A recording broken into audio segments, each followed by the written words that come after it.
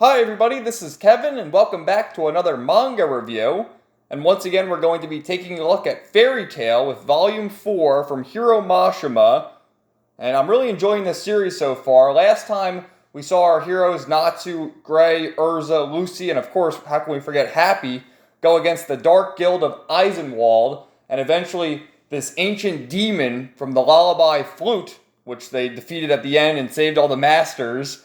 And it ended on a cliffhanger with them arresting Urza for her crimes and destroying all the cities and whatnot, when really it's the whole group, so why they single out Urza? So this particular volume was very good. A lot of great backstory of character of Gray, and let's just jump right into it. So it picks up right where we left off.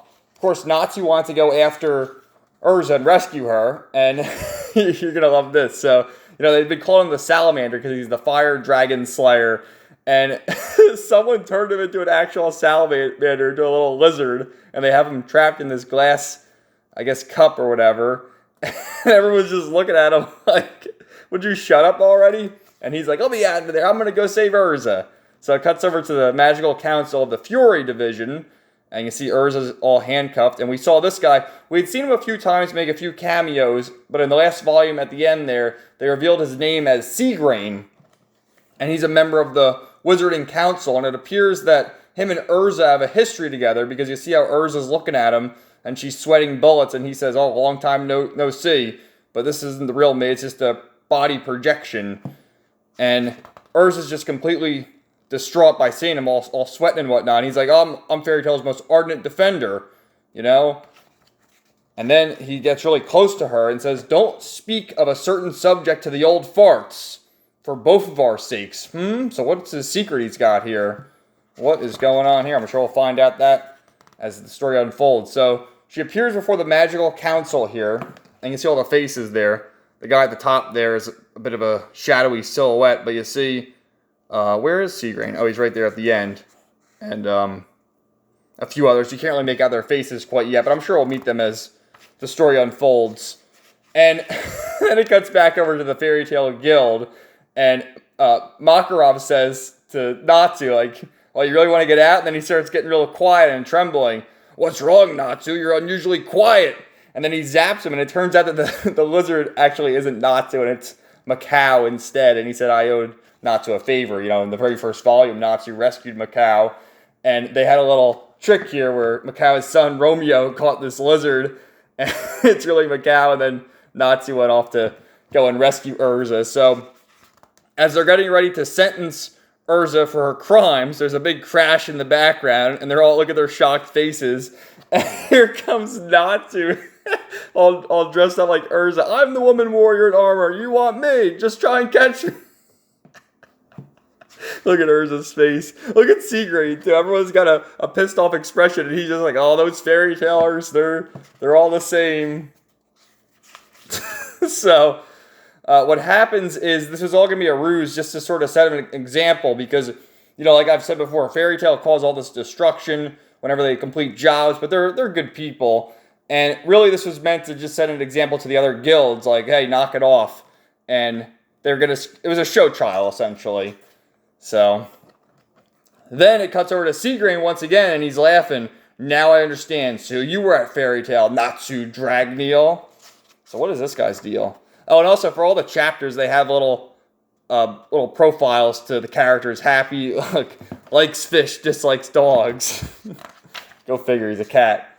So Natsu's back home, and he's just, I got a fire in my belly. Oh yeah, freedom.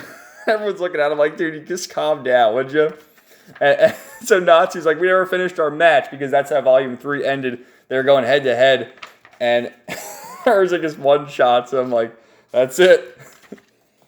So then, they're all having a good time, just talking, and then all of a sudden, the master says, I'm getting really sleepy, and you see everyone else falls asleep here, and then you see these feet here of another character showing up, and the master says, it's Mistigan, and actually we heard Mistigan's name get name dropped at the end of Volume 3 as well, from Mira Jane, when they were talking about, Lucy was like, yeah, I team with the strongest members of Fairy Tail, and she's like, yeah, well, Urza is, but there's also Mistigan and Loxus and a few others.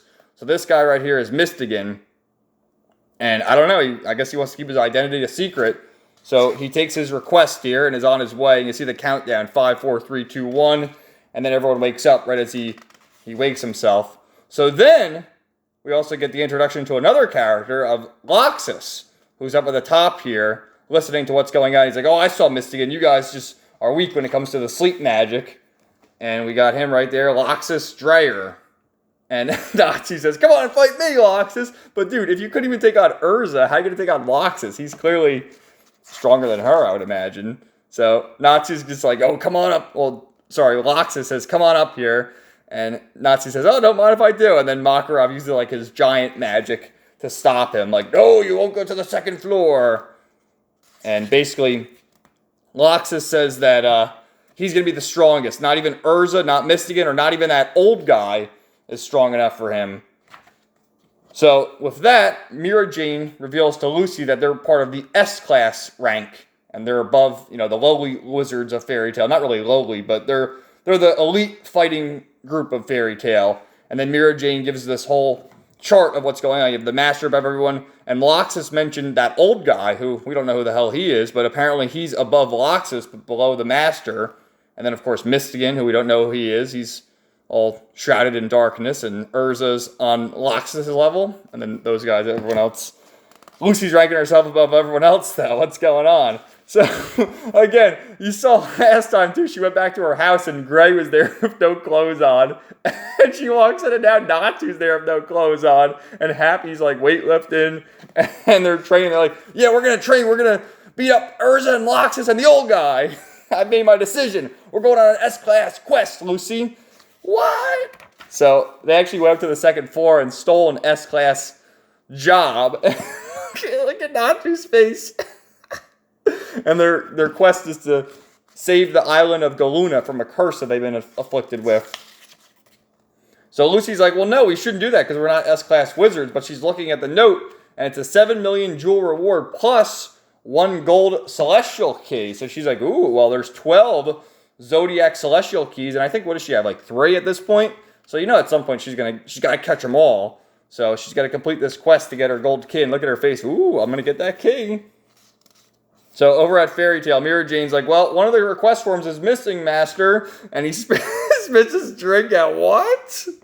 And Loxus is like, oh yeah, that cat went up there and stole it. And Makarov's just pissed off, like, Loxus, why didn't you stop him? Oh, we got to let those guys just get into some trouble. The Demon Isle! And Makarov's like, you have to go stop Natsu right now. It's like, I'm not doing anything, old man. And then Gray says, I can't let that last comment go unchallenged. And he's going to go stop Natsu. So they're at the port of Hargion once again, trying to get passage to the island. And all the ships and pirates are like, no, we're not going to Galuna Island. That place is cursed. So Natsu's like, well, let's swim, because I'm not getting on a boat. Remember, he has motion sickness. And then Gray shows up, and he's trying to stop him. And Natsu's like, I'm going on the S-class quest, whether you like it or not. You want a piece of me? So this dude actually hears him mention Galuna Island and the fact that they're wizards. And he's like, get on, let's go. And he knocks Gray out to render him unconscious so that he doesn't go back telling the others. They decide to bring him along anyway. So, and of course, Natsu's motion sickness kicks in. And, well, they make their way to the island. And this dude actually is apparently part of the island and mentions the demon curse of the island. And they're like, oh shit, what's going on? So Galuna Island has a bunch of these occultists taking place in these ceremonies, which I guess summon demons. So Fairy Tail has to go there and save them. So as they approach Galuna Island, this giant tidal wave comes, and their captain of the ship there just vanishes. And the tidal wave washes them ashore. And now Natsu's motion sickness is over, and they're ready to go.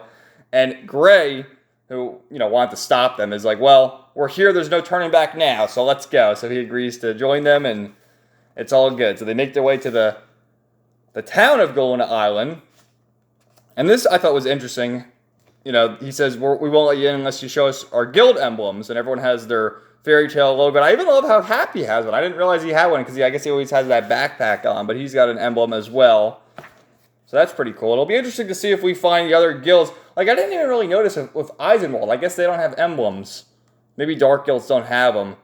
But, so we have the Galuna Village headman, Mocha, and he reveals their secret. You see how they're dressed, and he takes his robe off, and everyone else does. And you see each person has a different demon affliction. This guy's hand, that lady's leg, horn over there, and he's like, witness this, and Natsu, as oblivious as ever, your sideburns are huge.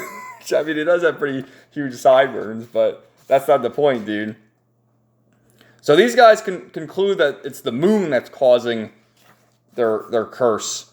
And once the full moon comes, they have a full body transformation. And you see that Mocha here transforms into a demon fully, not just his arm. So basically he says that, anyone that sees the moon long enough turns into a demon fully. And because of that, we have to kill the demons.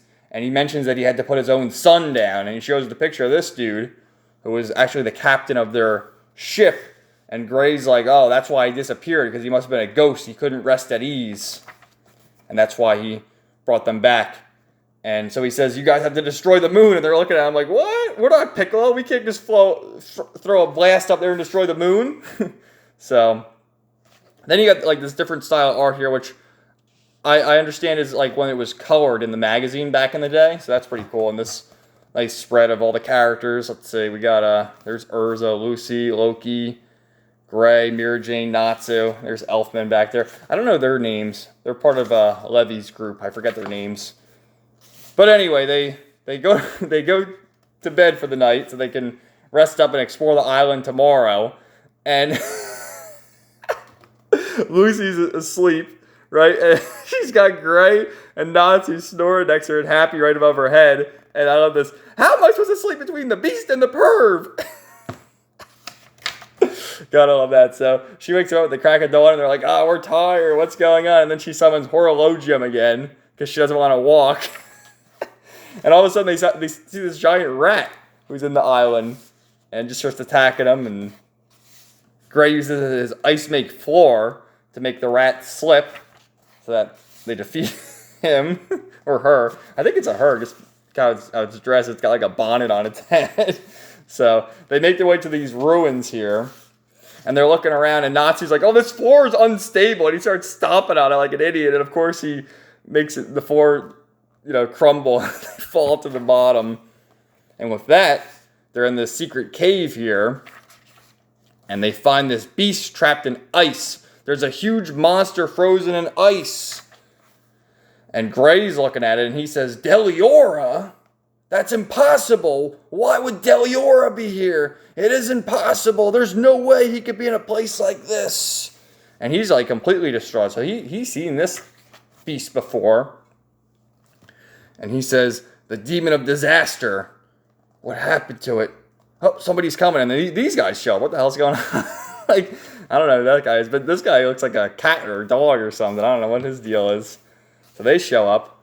And I guess he's been looking at the moon drip, so he's turning into a beast himself. And then this woman shows up as well. So they got to keep quiet. And apparently these guys are all working together to free Deliora with the help of what they call the moon drip. And Gray also reveals his master taught him the magic ore, placed her life on the line to seal Deliora up. And you see Deliora sealed in ice. So yeah, his master ore taught him ice make magic. And who is Ritai? Ritai is planning to disgrace the name of Ore. I won't let that happen. Yeah, these presumably bad guys were talking about Ritai, who's going to break the seal of Deliora with the moon drip. My, oh my.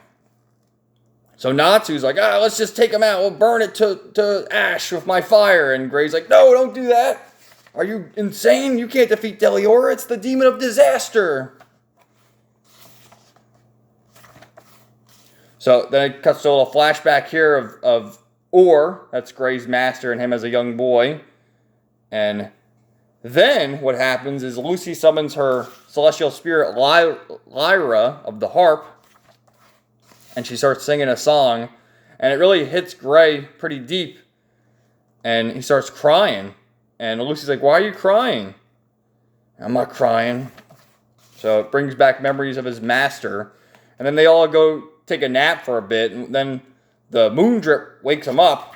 They see this light coming from the moon, shining right down on Deliora, I guess breaks the seal of ice.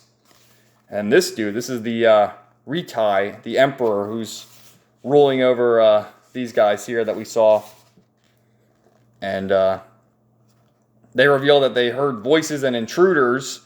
And also she mentions the fact that her rat was attacked by, Angelica's the name of her rat, was attacked by these people. And it must be a wizarding guild. And he gives the order to eliminate the village now. We must bring Deliora back. And then Gray says, that voice, no, I can't believe it. Eliminate the village. They all go out attacking. And the Natsu's like, I'm fed up with all this hiding. Fire dragon roar. And then he just tries to attack him. And Gray sees this dude. And starts going out after him. Damn you, stop this half-baked ceremony right now. And apparently this dude can use ice as well. Leon, do you have any idea what you're doing? It's been a long time, Gray. Uh-oh, so these two have a past, huh? And they're both ice wizards. What's going on? So he actually freezes up Natsu and sends him away. And Natsu sends Happy to take Lucy back to the village to warn the villagers.